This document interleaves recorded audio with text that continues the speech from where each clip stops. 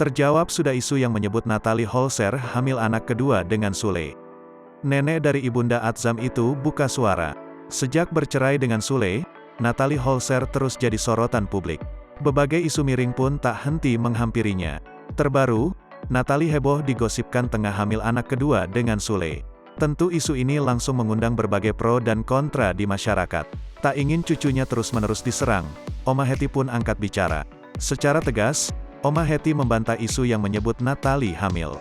Itu hoaks nggak jelas, katanya.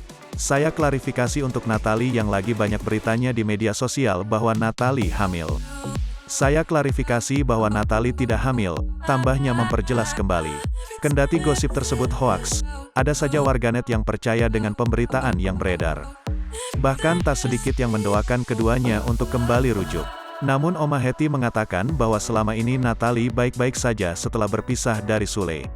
Saat ini saja, Natalie disibukkan dengan karirnya yang mulai beranjak naik. Dia itu nggak pernah ada masalah, dan dia energik, dia sangat mencintai karirnya, pungkas Oma Hetty.